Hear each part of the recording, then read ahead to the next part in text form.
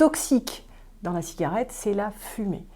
Cette fumée, elle va apporter du monoxyde de carbone, et ce monoxyde de carbone, c'est transporté à la place de l'oxygène dans la circulation sanguine. C'est ça qui apporte des complications, principalement. Quand on arrête de fumer, très rapidement, ce monoxyde de carbone va disparaître. Quand je dis très rapidement, c'est dans les 24 heures. Donc dans les 24 heures, l'oxygénation s'améliore largement. On se rend compte très rapidement aussi que dans le premier mois, il va y avoir une amélioration des risques cardiovasculaires. Il va y avoir aussi très rapidement une repousse au niveau des nerfs du système de l'odorat et du goût. Si on va un petit peu plus loin, dans les 2-3 mois, on a une amélioration du souffle, on est moins fatigué, il y a déjà une augmentation très importante de la tonicité. Au bout d'un an, on a le risque cardiovasculaire et notamment le risque d'infarctus du myocarde qui diminue de quasi 50%. Au bout de 5 ans, on se retrouve avec globalement le même risque au niveau cardiovasculaire que quelqu'un qui n'aurait pas fumé. Sur l'aspect physique, il va y avoir une amélioration de l'oxygénation, donc la microcirculation va faire qu'il va y avoir une luminosité au niveau du teint. Mais le tabac, ça crée des radicaux libres, les fameux dont on entend parler, on paye des crèmes hors de prix. Et bien, en arrêtant de fumer, plus de radicaux libres, c'est la meilleure solution. Fumer coûte très cher. Si je fume un paquet par jour à l'heure actuelle, je dépense environ 300 à 350 € par mois. Arrêter de fumer, c'est avoir une vraie augmentation de son pouvoir d'achat.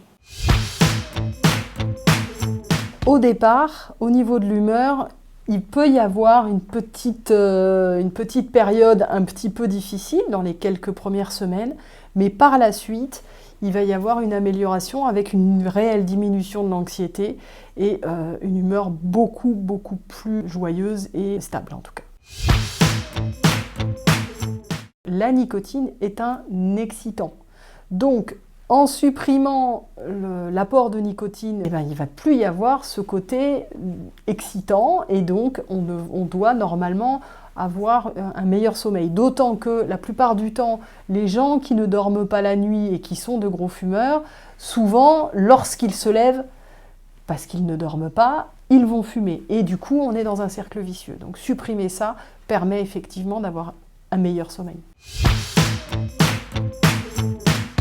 Alors, sur votre entourage, peut-être qu'au départ, vous allez être un peu tendu parce que vous êtes en période de sevrage, mais il n'empêche que le tabagisme passif, ça a des répercussions qui sont moindres que si on est fumeur, mais qui sont démontrées, surtout chez l'enfant. Ça favorise chez l'enfant des complications ORL avec des bronchites à répétition, des choses comme ça. Donc c'est vrai que le fait d'arrêter va proposer à votre entourage un environnement sain. Il n'est jamais trop tard pour arrêter de fumer. C'est vrai que quand ça fait très longtemps, on a beaucoup de rituels, d'habitudes et de réflexes, mais on peut se faire aider et ça vaut vraiment le coup de tenter. Il y a des moyens de vous accompagner. Le mois sans tabac en est un. Le mois sans tabac, c'est participer à un défi collectif, s'arrêter ensemble, tous ensemble, en étant accompagnés. C'est quelque chose qui, effectivement, a démontré un vrai intérêt. Sur les épisodes précédents, on a démontré que s'arrêter pendant 30 jours, eh ben, ça donne 5 fois plus de chances de s'arrêter définitivement.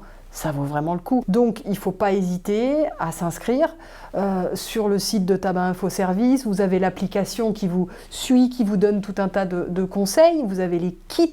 Vous avez aussi en Occitanie un certain nombre de consultations tabacologiques qui vous permettent d'avoir un accompagnement médical, infirmier, diététique et psychologique si nécessaire. N'hésitez pas à les contacter. Tout le monde est là pour vous aider.